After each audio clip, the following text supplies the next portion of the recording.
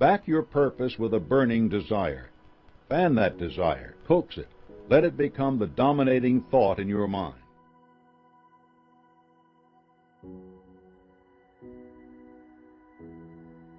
A man who was ragged and downcast came to see me once. I recognized his name as that of a once prominent restaurant owner who had recently lost everything when his partner went bankrupt. He wanted my help. I asked him to stand in front of a pair of drapes, and I told him that in just a moment I was going to introduce him to the only person in the world who could help him regain his self-confidence and overcome defeat.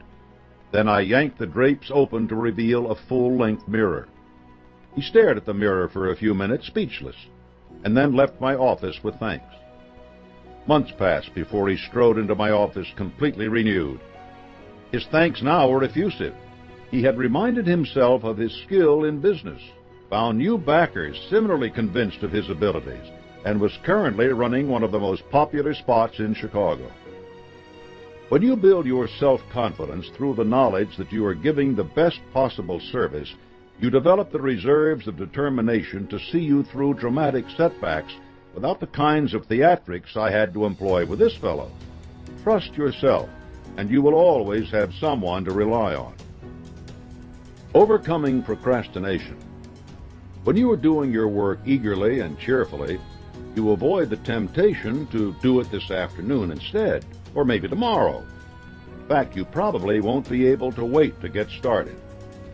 Have you ever wondered at the stories about famous people who get up at some seemingly ungodly hour to begin their work? They do it because they're eager to do what they are doing, and they have gained their fame because of that eagerness. When you act as soon as you must, the habit of procrastination dies from not being fed, and no one laments its passing. The extra mile formula. To help you keep your mind fixed on going the extra mile, I have developed the following formula, the only one in this book. It's very simple. Q1 plus Q2 plus MA equals C. Q1 is the quality of service rendered. Q2 is the quantity of service rendered. MA is the mental attitude in which it is rendered. C is your compensation. Compensation here means all the things that come into your life. Money, joy, harmony with others, spiritual enlightenment, faith, an open mind, a sense of tolerance, or anything else worthwhile that you seek. Always be aware of the diverse nature of compensation. Money is nice, but it certainly will not be the only thing that makes you successful or allows you to enjoy success. Do not cut off relationships which are poor in financial rewards but rich in other qualities. For no matter how much service you render, others will recognize your one-sided approach. The spotlight of contrast will shine on you unfavorably then, and will seek out those who remain true to the spirit of going the extra mile. Chapter 6. Create Personal Initiative. One of the biggest benefits from going the extra mile is the emphasis it requires you to place on personal initiative. This chapter will round out your understanding of personal initiative, and through example, it will show you how to multiply that quality in yourself. Andrew Carnegie once told me, there are two types of people who never amount to anything. There are those who never do anything except what they are told to do, and there are those who cannot even do what they are told to do. The people who get ahead do the things that should be done without being told, and they don't stop there. They go the extra mile and do much more than is expected of them. Personal initiative is absolutely necessary if you are going to realize your goal. It will bring you advancement, attention, and opportunity. The major attributes of personal initiative. In the years I spent formulating these principles of success, I observed many extraordinary people. What follows is a list of qualities that constantly appeared in my observations. Some of them will be things that have already been covered in this book. Others come later. The important thing for you to do here is to identify these characteristics in yourself as you are now, and to think about how you can increase and strengthen them. The adoption of a definite major purpose. The motivation to act continuously in pursuit of that purpose. A mastermind alliance to acquire the power to attain that purpose.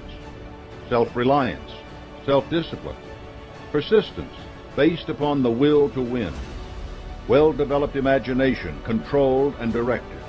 The habit of prompt, definite decision-making. The habit of basing opinions on known facts, not guesswork.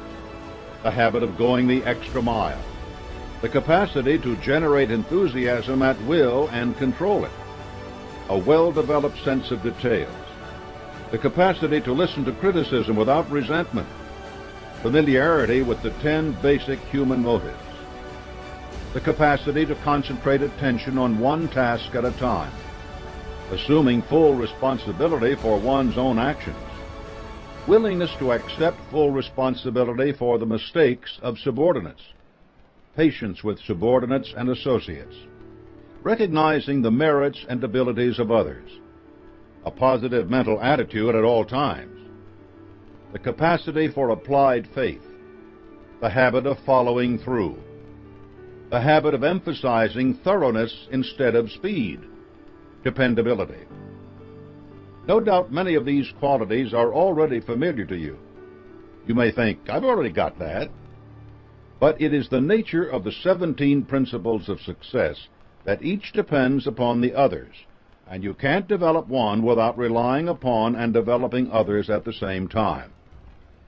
How can you develop faith without applying it through personal initiative? And how can you have personal initiative without a definite purpose to carry out? You can't.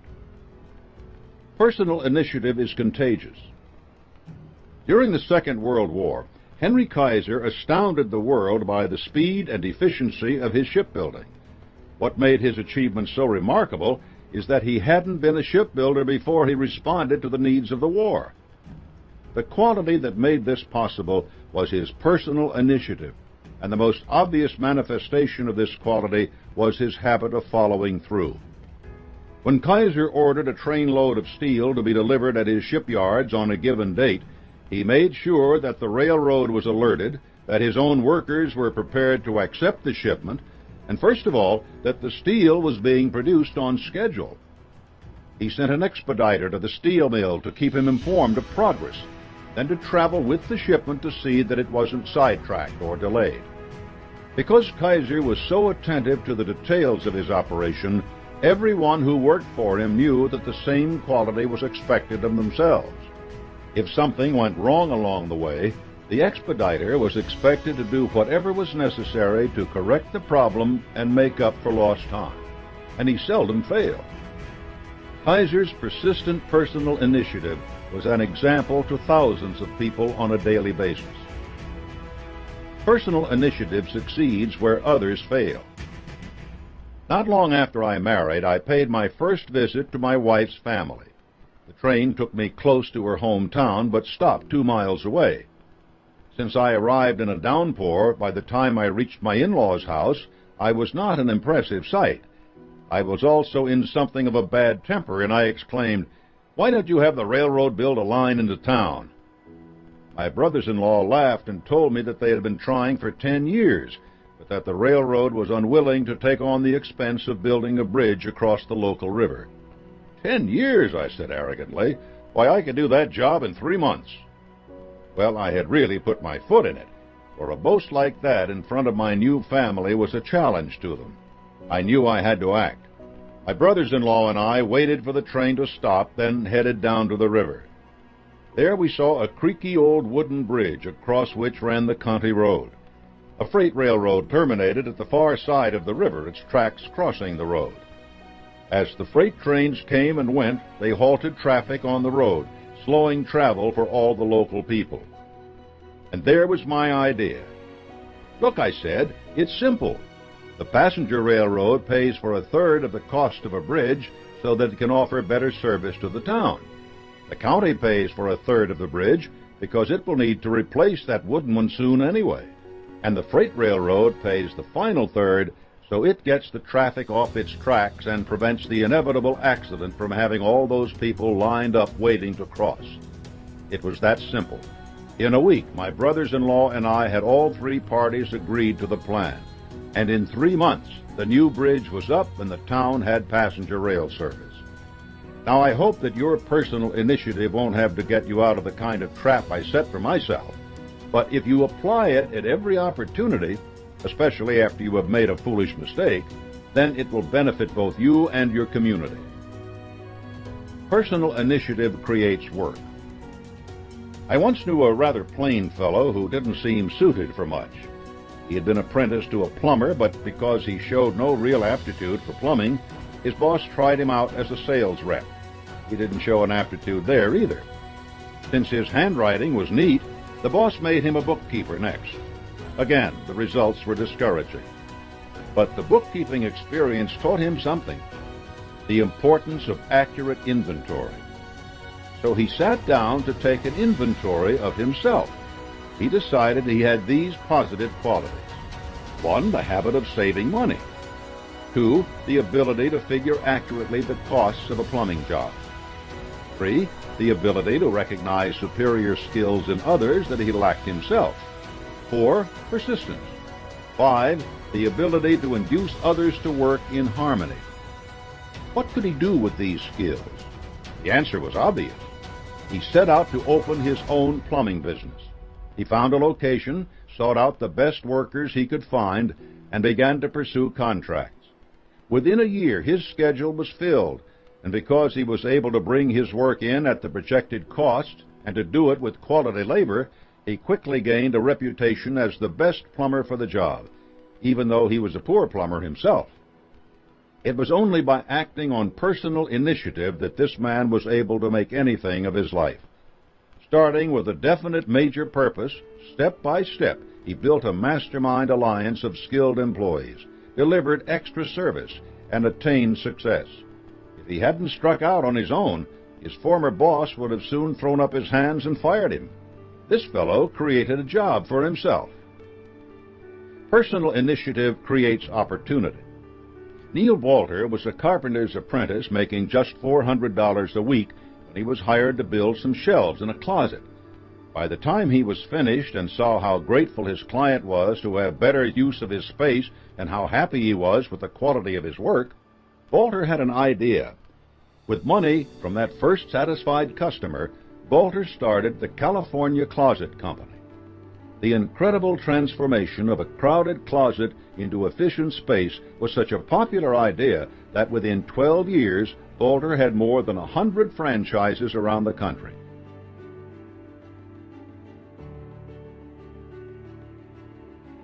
Other entrepreneurs were so impressed with his idea that copycat companies sprang up across the nation. And in 1989, Walter sold his company for $12 million to Williams-Sonoma. Neil Walter could have been content just learning to be a carpenter, but he identified his skills, set himself a definite goal, and succeeded beyond the wildest dreams of any apprentice. Personal initiative creates the future. Herbert Bass and Alex Geisler were doing production work at a Philadelphia television station in the 1960s. They saw that videotape had much more flexibility for the television market than film did. Even though they were not considered top production experts, they decided to strike out on their own. They created Unitel Video. Because they couldn't offer production expertise that would stand out in the market, they chose to provide something else just as valuable. They offered the best in equipment and space to other production companies. Even though they were getting in on the business early, they still faced competition. To build their share of the market, they took on clients who couldn't work anywhere else because nobody thought they could pay their bills. Bass and Geisler also knew the importance of going the extra mile. They knew that their clients had their own clients to keep happy. By offering the latest technology, they offered their clients an advantage.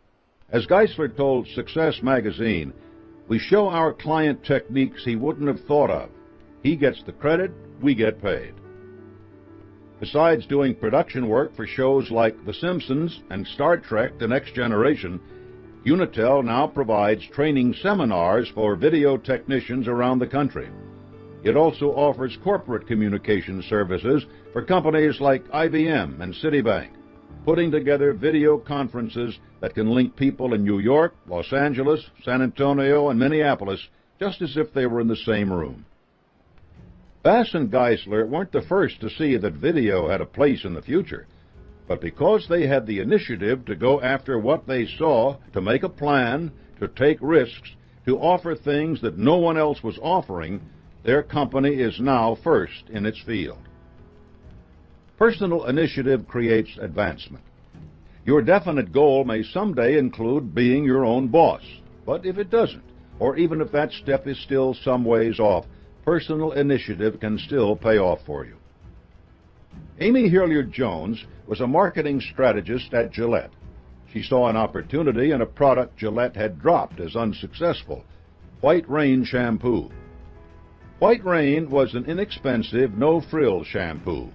It didn't offer anything fancy, but it should have an appeal for cost-conscious consumers. She developed a campaign to relaunch White Rain, presented it to executives, and persuaded them of its value. They went for it. White Rain became one of Gillette's top-selling shampoos. That made Hilliard-Jones an obvious candidate for revitalizing the Lustrasilk Corporation, a newly acquired Gillette subsidiary targeting the ethnic hair care market. She created a whole new product line, Moisture Max, which was phenomenally successful. Today, Hilliard-Jones is Executive Vice President of the Burrell Communications Group, which specializes in marketing services directed at African Americans for Fortune 500 companies. She got where she is because she consistently used her personal initiative to bring bigger and better things to the companies that employed her. Those companies recognized her dedication to offering service above and beyond what was expected. So did the Harvard Business School, which gave her the Max & Cohen Award for Excellence in Retailing, and Dollars and Cents magazine, which named her one of the top 100 business and professional women. Personal initiative paid off for Amy Hilliard-Jones in recognition, advancement, and the opportunity to do exactly what she wanted. Putting personal initiative to work. The time to begin exercising your personal initiative is the moment you decide upon your major purpose. Begin creating your plan of action. Start assembling your mastermind alliance. You may find that your purpose changes as a result of things you learn in accomplishing these tasks, but the important thing is to begin work immediately. It is better to act on a plan that is still weak than to delay acting at all. Procrastination is the arch enemy of personal initiative, and if you let it become habit this early in the game, it will plague your every move. Do the best job you can putting your plan into action, and learn from your mistakes. Ignore the doomsayers who tell you that you are heading for disaster. Andrew Carnegie went into the steel business with the goal of dropping the price of steel from $140 a ton to $20 a ton. There were plenty who scoffed. None of those people made a penny when Carnegie achieved his goal. If you need advice, seek out skilled experts and pay them for their counsel. The free advice you will get on every hand from colleagues and friends will be worth exactly what it cost you. Nothing. Never wait for some outside force to trigger your actions. Of course, you will have to respond to surprises and your competition, but you must be moving forward according to your own plan on a daily basis. Feed your burning desire with images of your successful self. Stoke its flames so high that they burn your seat, so that you won't be able to sit back in your chair and take it easy. You ought to be following up on your work of the day before. When a task is completed, examine it. Is it the best job you could have done? What might have made it better? Why don't you take that step right now? Personal initiative depends on your being alert to every opportunity and acting on that opportunity as soon as you discover it.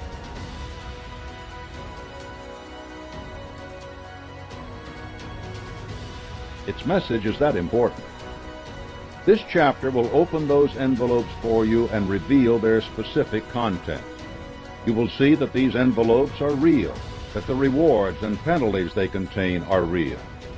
Nature abhors two things, a vacuum and idleness. If you do not use a muscle, it will wither and become useless. If you do not use the powers of your mind, they will do the same thing. Your brain and your life will become subject to every passing influence, unable to resist them or to act positively, unless you fix your mind on the object of your desire and create and act upon a plan for attaining it. You've probably heard something like the old saying, "Success attracts success, while failure attracts more failure." Nothing could be more true. Striving for success makes you better able to attain it. Doing nothing and accepting failure only brings more failure your way.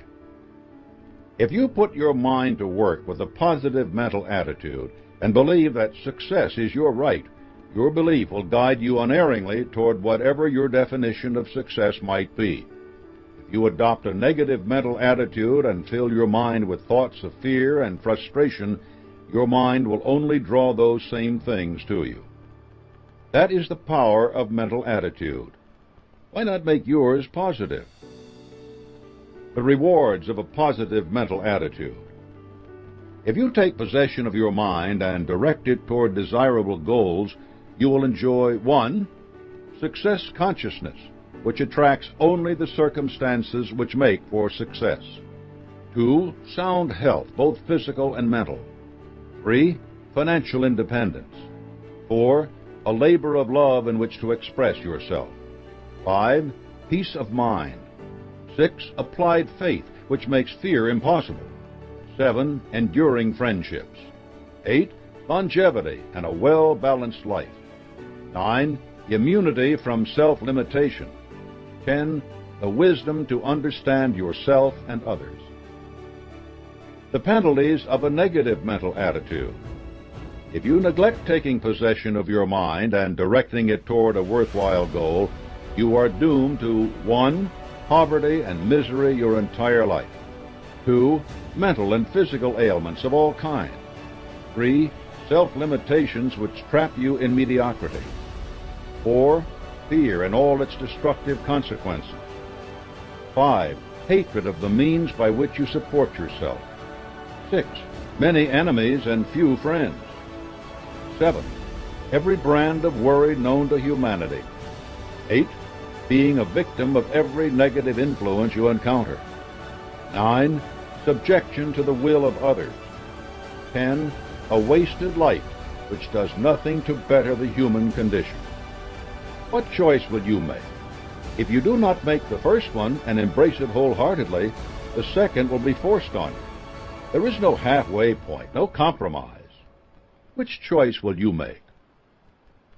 How to develop a positive mental attitude. You must have a positive mental attitude to make life pay off on your own terms. Nothing great has ever been achieved without PMA. Recognize that your mental attitude is the only thing over which you, and only you, have complete control. Exercise that control and direct it by using PMA.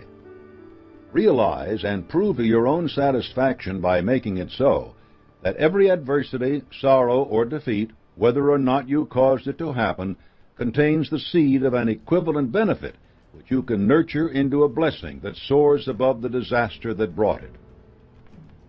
Learn to close the door of your mind on all failures from your past. Clear your mind of any influence which does not support a positive mental attitude. Find out what you want most in life and go after it.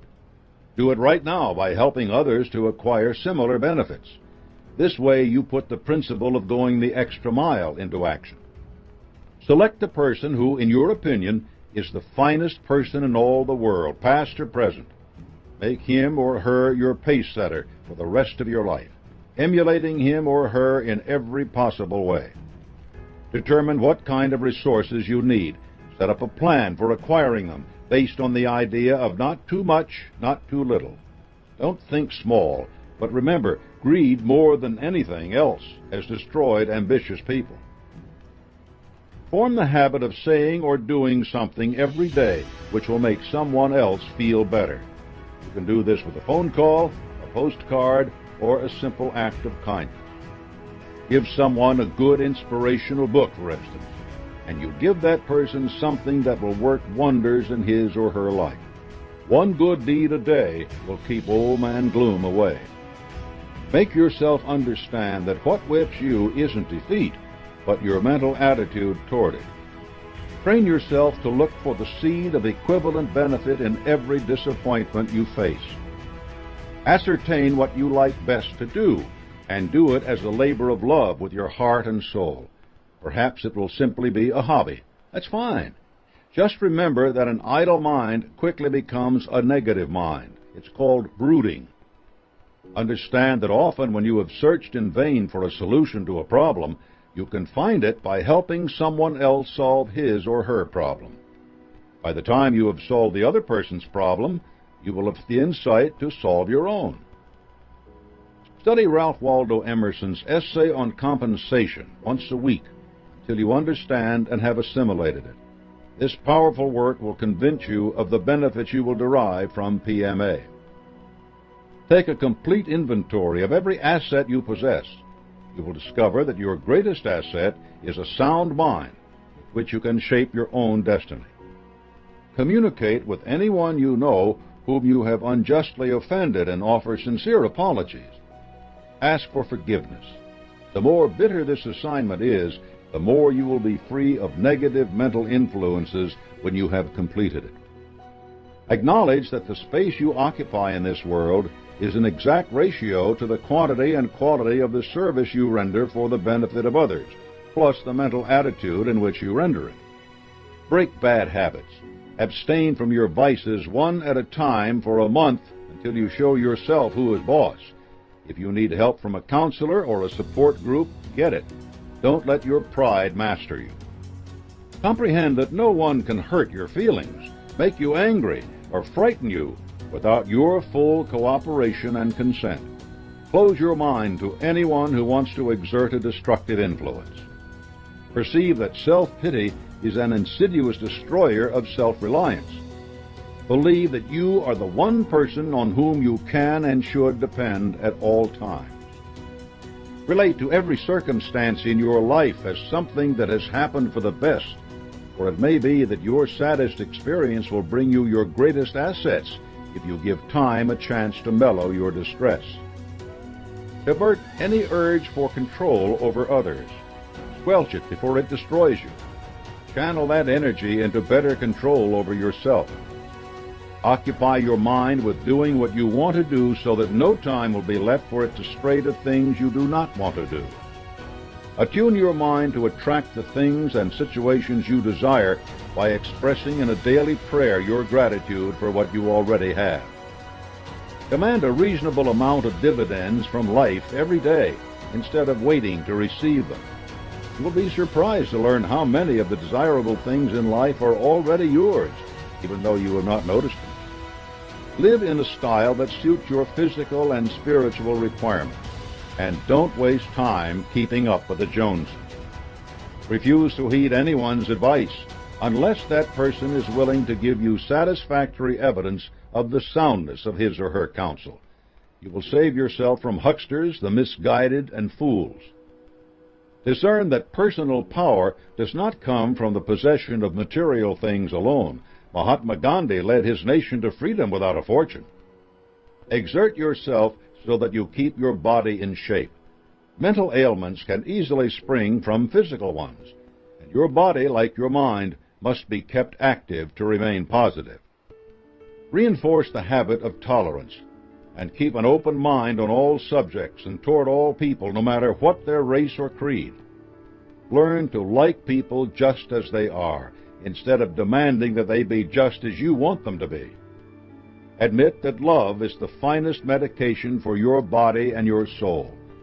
Love changes the entire chemistry of your body and conditions it for the expression of a positive mental attitude. It also extends the space you occupy in the hearts of others. The best way to receive love is to give it. Return every benefit you receive with one of equal or greater value. The law of increasing returns will operate in your favor, and eventually, or perhaps very soon, it will give you the capacity to get everything you are entitled to. A positive mental attitude works both ways. Avoid the fear of old age by remembering that nothing is ever taken from you without being replaced by something of equal or greater value. Youth, for instance, is replaced by wisdom. Trust that adequate solutions can be found for all your problems, but accept the fact that the solutions may not always be the ones you want. Rely on the examples of others to remind you that any disadvantage can be overcome. Thomas Edison had only 3 months of formal schooling, yet he was the greatest inventor who ever lived. Helen Keller was without sight, hearing, or speech, yet she inspired millions. A definite major purpose is stronger than any limitation. Welcome friendly criticism instead of reacting to it negatively. Embrace any opportunity to learn how others see you, and use it to take inventory of yourself and look for things which need improvement. Do not fear criticism. Encourage it. Create a mastermind alliance with others dedicated to the principles of success. Discuss your progress and insights and gain the benefit of a much wider range of experience. Always keep these meetings on a positive plane.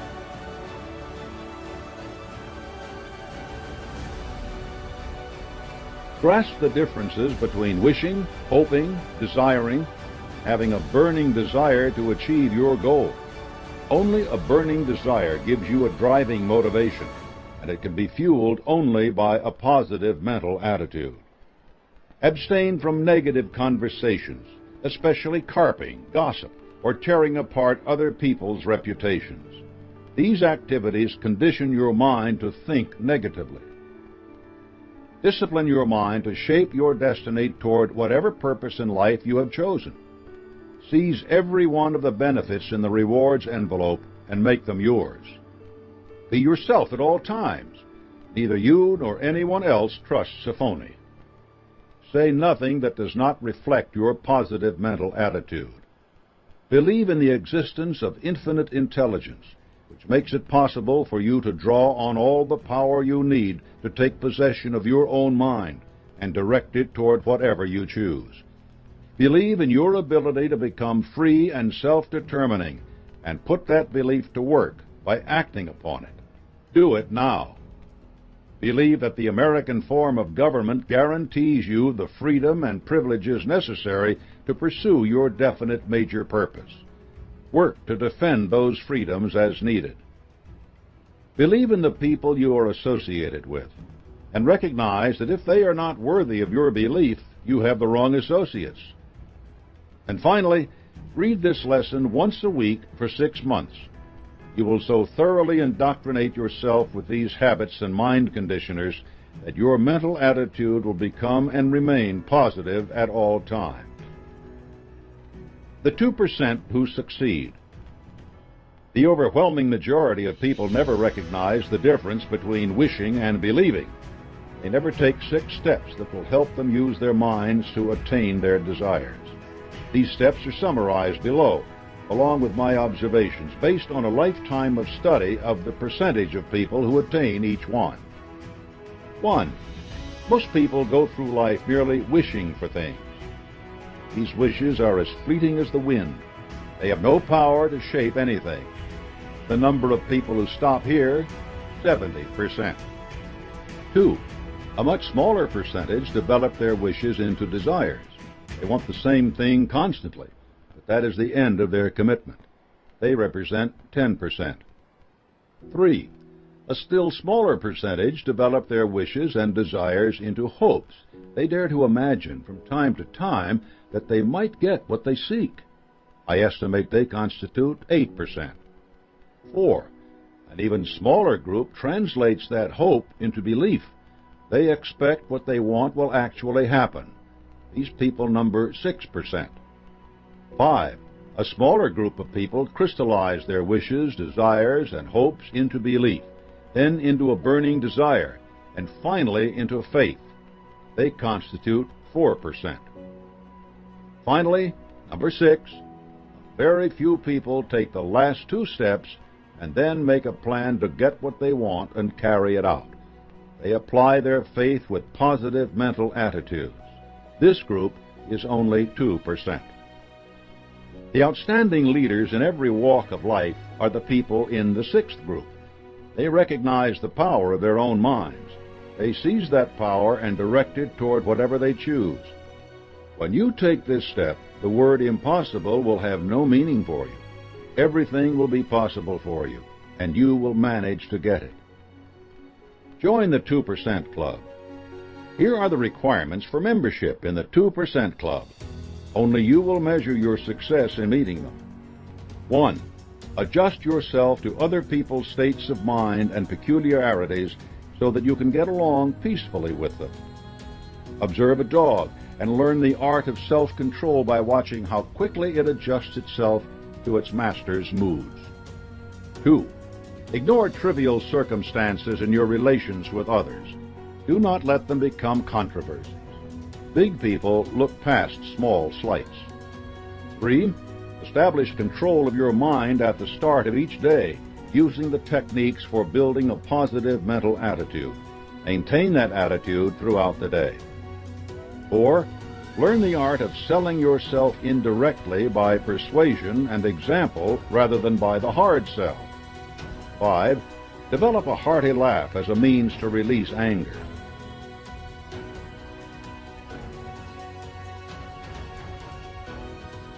6.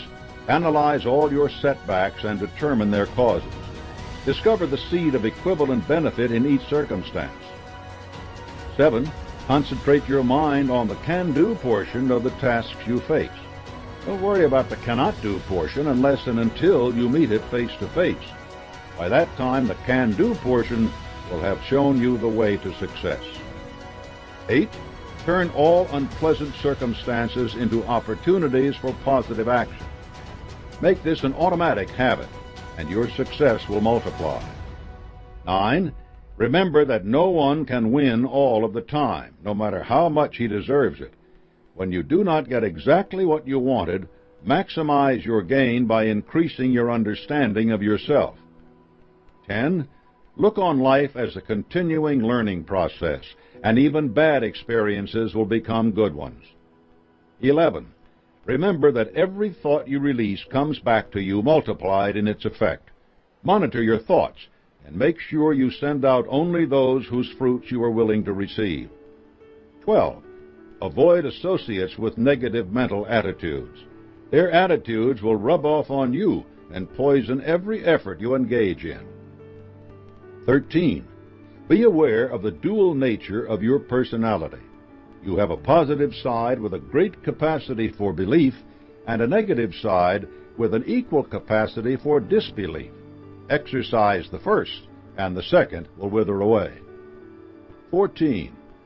Recognize that prayer brings the best results when you have sufficient faith to see yourself already in possession of the things you are praying for. This calls for a positive mental attitude of the highest order. You can see how a positive mental attitude relies upon and reinforces so many of the principles crucial to personal achievement. You need a definite major purpose, applied faith in that purpose, and the personal initiative to act in ways that express your PMA. The next 2 chapters will teach you more principles that both support and sustain your PMA. The cultivation of success is a complex, organic process. Whenever you advance in acting on one of its tenets, you advance in others. Chapter 8. Control your enthusiasm. Enthusiasm bears the same relationship to your PMA and your progress toward success as gasoline to a car's engine. It is the fuel that drives things forward. In working on your PMA, you will learn to control your mind. Same control can be used on your enthusiasm, so that it is continually fed into the cylinders of your mental engine, where it is ignited by the spark of your definite purpose and explodes, pushing the pistons of applied faith and personal initiative. Enthusiasm is power. With faith, it can transform adversity, failure, and temporary defeat into action. This transmutation depends on your control of your thoughts, for they can just as easily be expressed negatively as positively. By controlling your enthusiasm, you can change any negative expressions and experiences into positive ones. The next chapter on self-discipline will further strengthen your ability to do this. The benefits of controlled enthusiasm. Controlled enthusiasm has many positive effects. As you develop it, you will 1. Increase the intensity of your thinking and imagination. 2. Acquire a pleasing and convincing tone of voice. 3. Reduce the drudgery in your work. 4. Have a more attractive personality. 5. Gain self-confidence. 6. Strengthen your mental and physical health. 7. Build your personal initiative. 8. Overcome physical and mental fatigue more easily. 9. Spread your enthusiasm to others. Enthusiasm stimulates your subconscious mind in much the same way that PMA does. By filling your conscious mind with enthusiasm, you impress upon your subconscious that your burning obsession and your plan for obtaining it are certain things. When your conscious enthusiasm dims, your subconscious will be there, full of images of your success, to help you stoke your conscious fires of enthusiasm once again. The dangers of uncontrolled enthusiasm. Enthusiasm, as I've said, is like gasoline. Properly employed, it can do magnificent things. But if you spill it about carelessly, you run the risk of a catastrophe. One danger is that your enthusiasm can lead you to monopolize conversation. If you do nothing but talk about yourself, people will tune you out, forget anything worthwhile that you have to say, and refuse to offer you aid and advice when you seek it. How gladly do you suffer bores? You must also take care that your enthusiasm does not cloud your judgment. Don't reveal your plan to competitors because you think it's so good. If you can see its value, so will others. Don't rush ahead when your plans for your definite purpose call for resources or circumstances that have not appeared. Don't let your enthusiasm find expression in the wrong things, like roulette wheels or the racetrack. It's fine to enjoy diversions which bring other benefits, like relaxing fishing trips or mind-broadening reading. But if you pour all your enthusiasm into these things, you won't have any left for your definite major purpose, and soon you won't have the resources for your diversions either. How to develop controlled enthusiasm. Here are the steps to building your enthusiasm. 1. Adopt a definite major purpose. 2. Write out a clear statement of that purpose and your plan for attaining it. Include a statement of what you intend to give in return for its realization. 3.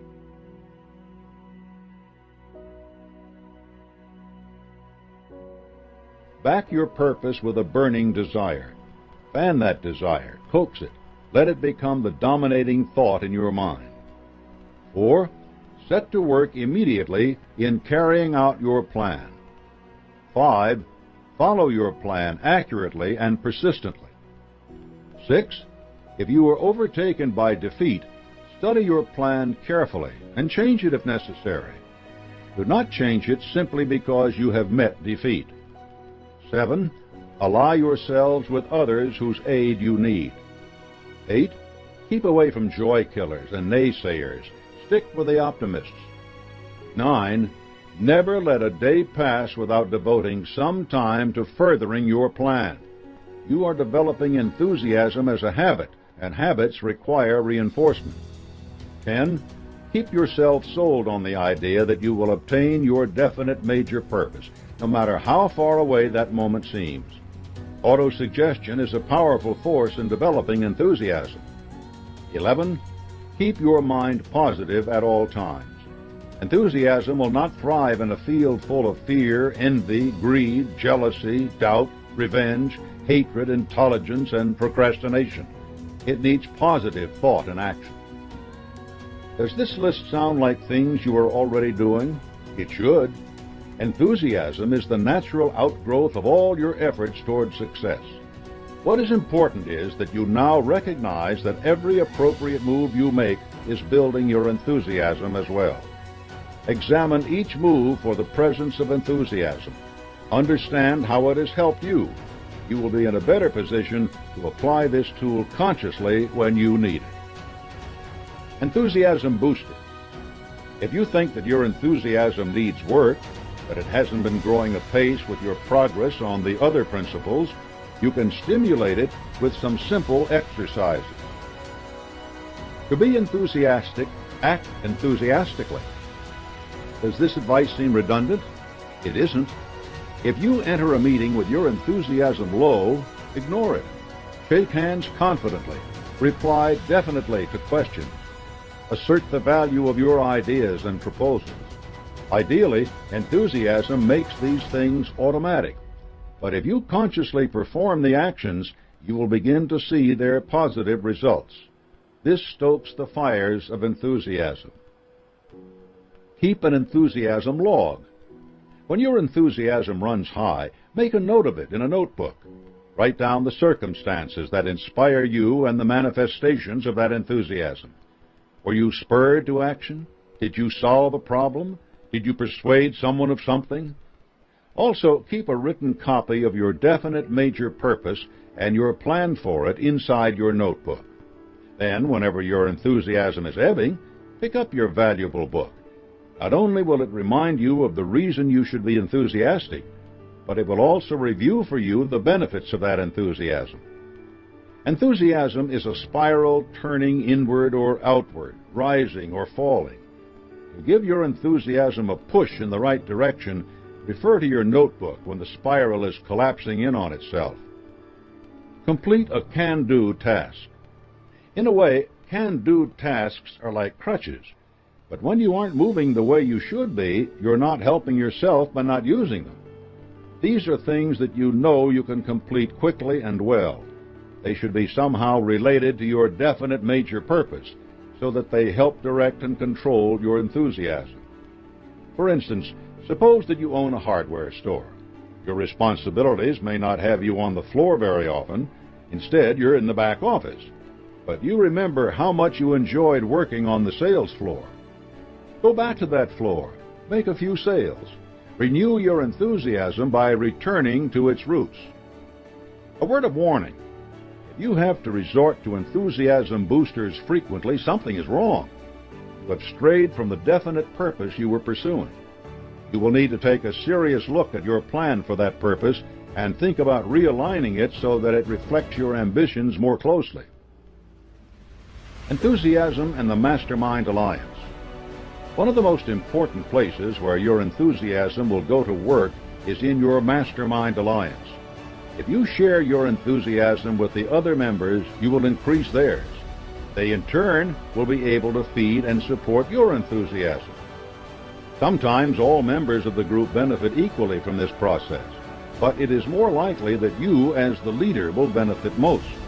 The law of increasing returns will reward you for your initial originating enthusiasm in a way that far exceeds either your own contributions or the dividends paid to the other members.